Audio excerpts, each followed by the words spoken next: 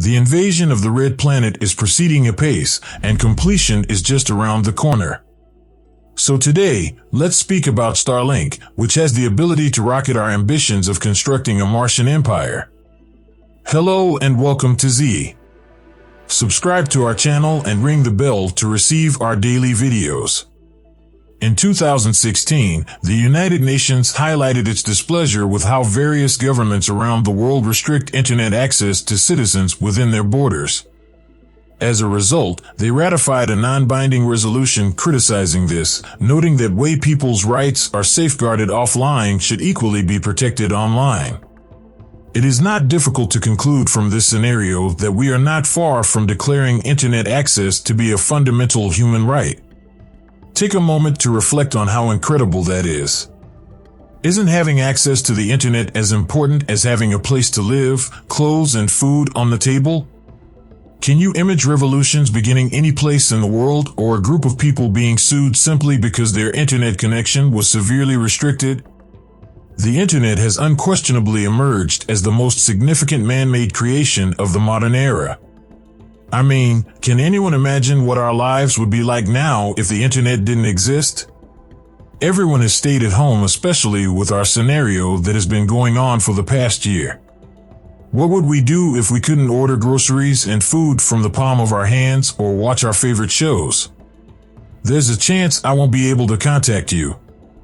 If you think that's a level of agony you'd only wish on your worst enemy, you'd be surprised to learn that there are still places all over the world where the luxury of dipping into that vast pool known as the internet is not yet available.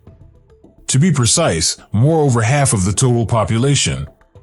Laying cables requires a significant amount of time and money.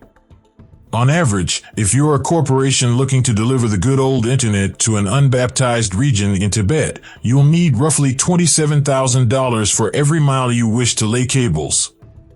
It's easy to sympathize if you're a large telco corporation and see how that would convert into a massive loss from a business standpoint. And that's not even taking into account the fact that fiber optic cable-based internet is used by 99% of people worldwide. But we're not doing humanity justice if we believe that this is the end of the road for those without internet access. Of course, our ever-reliable inventiveness has provided a solution to this by producing satellite internet. Does this solve the gap issue? Yes, technically speaking. However, there is a catch. The satellites must remain 36,000 kilometers above the ground, and at that altitude, information relay will take some time, resulting in lag. If you're a streamer or a professional esports athlete, you'll be out of work rather quickly if you get this kind of internet. This is why Elon Musk, the renowned current-day genius and esteemed ruler of the internet, chose to walk up, wave to the massive throng, and propose an out-of-this-world answer to this problem via SpaceX. It's literally out of this world, and you'll see why later. Elon intends to fill the void by providing a low-latency, high-speed satellite internet service. But wait, didn't we just say that while satellite internet could alleviate the problem of expensive cables, it would still be far slower than fiber optic-based internet? Let's try a little brain teaser, shall we? Assume you need to fill one bucket with water from another. You just have utensils and a bowl to work with. You'd naturally reach for the bowl, wouldn't you? Because you want to fill it up as soon as possible. But what if 20 of your pals show up, all eager to assist you with your stupid activity? You only have one bowl, but plenty of spoons. So obviously, if they individually scoop and bring water to the other pail, you can finish the work faster. The smaller, seemingly less efficient item turns out to be the hero of the story. That may sound like a weird scenario, but it's how Elon intends to deal with the internet problem. Starlink intends to launch over 42,000 satellites that will drift around in our orbit. If one satellite is problematic and insufficient, why not replace it with thousands more? But what are your thoughts, guys? Do you believe Starlink will be the firm that finally connects the entire world to the internet? Or do you believe another unknown competitor will appear along the way? Tell us what you think in the comments area below. Do you like Fullmetal Alchemist? They stated something called the law of equivalent exchange in that episode, which is some sort of guiding philosophy of the characters in the show. According to them, in order to obtain something, you must first be willing to give something in return. Allow it to settle in for a moment before applying it to our scenario. Are you smitten by Starlink's promise of no-lag internet? Do you want to watch your favorite TV programs without interruption? If you are, I understand, I am as well. But of course, lovely things always have a cost, it's merely conservation laws. But before we go any further, why don't you let us know whether you enjoyed this episode by clicking the like button? SpaceX and Starlink are both really intriguing companies, aren't they? So how could a Starlink internet equipment network become a disadvantage? Isn't faster internet something we should all be excited about? If it isn't already evident, a swarm of satellites strategically placed several kilometers over our heads puts our night sky observation at risk. A single satellite in the Starlink constellation should be able to reflect sunlight. Even if only one of them achieves this, a mesh of them will undoubtedly be disastrous for our astronomers. As of this writing, SpaceX has already launched over 1,000 satellites for Starlink, with plans to add to that total in the coming years. These brilliant objects can confuse our comprehension of the stars since they are easily confused with other objects. SpaceX attempted to remedy this issue by launching pitch-black versions of the satellites known as darksats, which were designed to successfully decrease the negative effects of flare. Visors were even placed specifically to prevent glare, but come on, we all know that maneuver can only go so far. Unless they come up with a technique to make Harry Potter's invisibility cloak a reality, the problem will endure. If there are any hazards, such as asteroids on a collision course with Earth, our ability to anticipate and prepare for this disaster will be limited. Another major issue is the possibility of multiple pieces of space debris covering the Earth. Packing a huge number of satellites close together raises that risk, and even with the promise of automation to keep them from colliding, there's still a potential that this may happen. There have already been reports of certain satellites going offline at random, posing a massive hazard. Doesn't that sound reasonable? You see, the number one hazard in space is the principles of physics themselves. A collision between two satellites will inevitably cause a domino effect, which, in the worst-case scenario, will physically form a danger zone surrounding the planet, making spaceflight impossible. There will be no more Mars expeditions, which is both ironic and lyrical.